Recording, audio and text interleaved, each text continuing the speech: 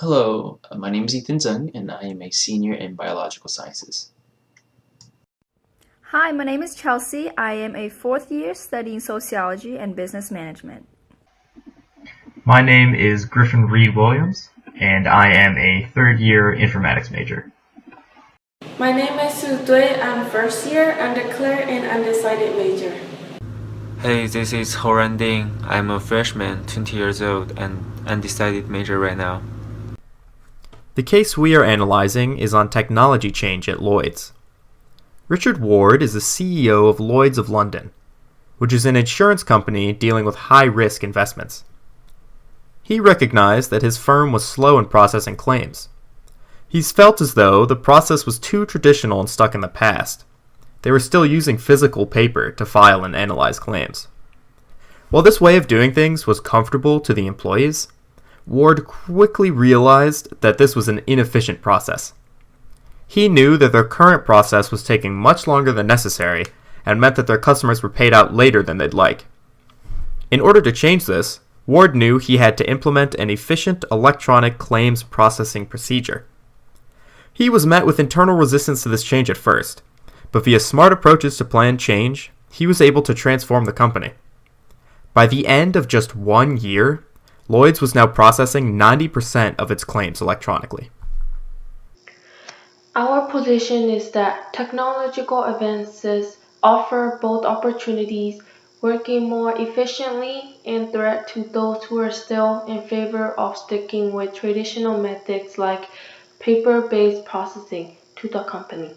Using the WIN model of change and freeze, movement, and refreeze to execute changes for the company to adopt new technology. We can provide employees with benefits and incentives such as more trainings on how to operate new technology and rewards for top performers. There are some recommendations on methods to help employees use new technology efficiently. Number one, push for greater efficiency.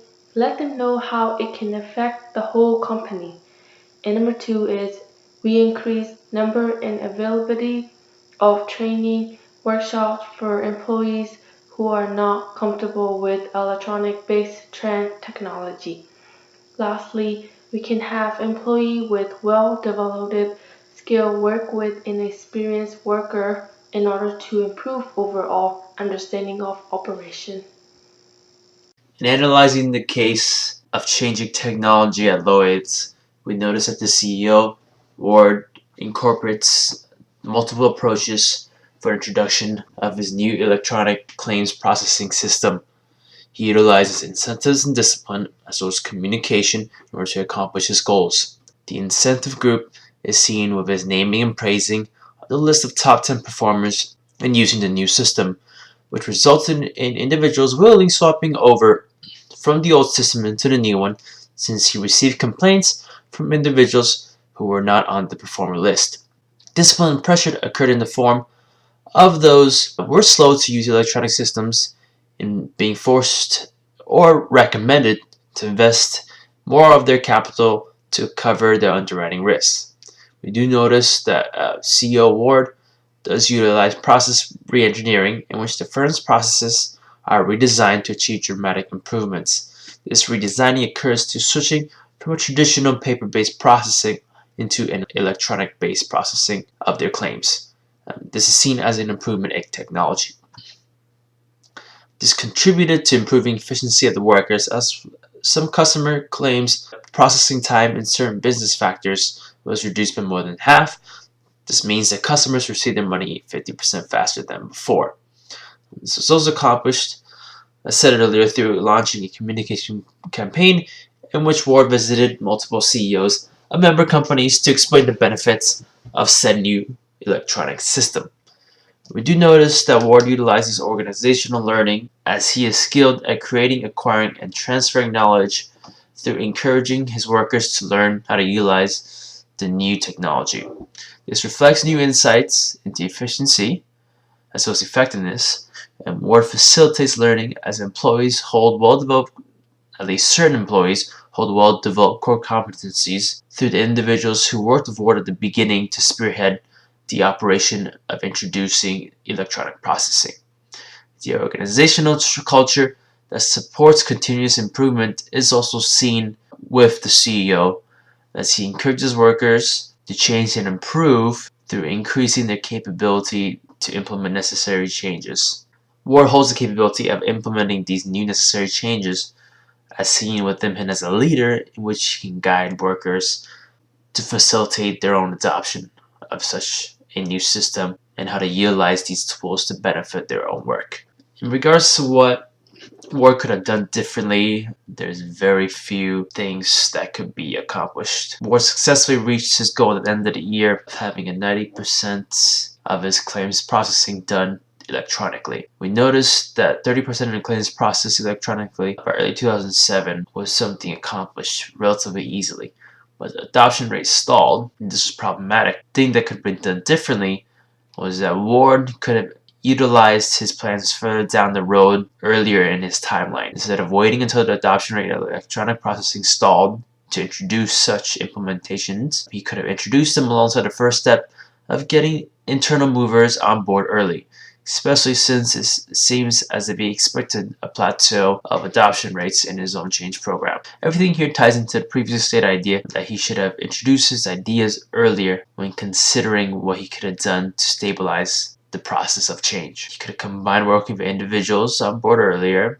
could have communicated with these business leaders at a quicker rate, and the strategic technique behind praising high performance as well as pressuring low performing workers is something he could have implemented earlier. In evaluating his performance, we notice that he focuses on the certain keys to successful change, such as through implementing incentives and punishments to convince others to buy into his change, as well as creating a sense of urgency through his own timeline and consistency of work. Ward finds and develops support for his own ideas through building coalitions with others seeking those who have influence as well to get them on board, communication and participation. All this together shows that Ward is a change agent in which he is an individual who is responsible for managing changing efforts. In this case, we cannot dismiss the devil's advocate. Ward experienced success, obviously not without failure. The name and praise method and West communication method might have worked, but what happens when there are employees who do not care to be recognized and are just comfortable? With West communication, Richard had to personally go out and meet with top CEOs himself. How long will he be able to keep that up? And Ward's change management program also stalls in the beginning. The name and praise method is a solution he came up to solve the problem. What if people tired with this method again? He must find new method to keep people getting a sense of urgency up high. He should implement organizational learning by sharing and transferring knowledge throughout the entire organization. The staff would have to constantly pay attention to upcoming changes. This would allow for Richard to delegate managers to help his employees learn to be open and adapt to new changes. In the case for technology change at Lloyd's, the Lewin model of change was clearly in place. Richard Ward, as the CEO, in the unfreeze phase identified a need to upgrade the firm claims filing procedures. However, he was not able to sustain long-lasting change in the movement phase due to some resistance, which was to convince his employees to switch to a better model.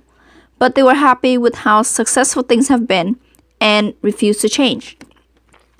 Finally, in the refreeze stage, Richard was able to use incentives as well as creating a sense of urgency to get more of his employees on board, further reinforcing the need for change. Based on Lloyd's example, it is important for firms to update and upgrade their technological processes to keep up with the demands of the market. The key takeaway of this case is to implement change early and train people who are willing to learn. When the shift to new standards or processes plateau, the company must have influential leaders and managers in place to motivate and provide values on why change is necessary. That leaves us with the question: how can the CEO of Lloyd's prepare the firm for future technological changes with the least resistance?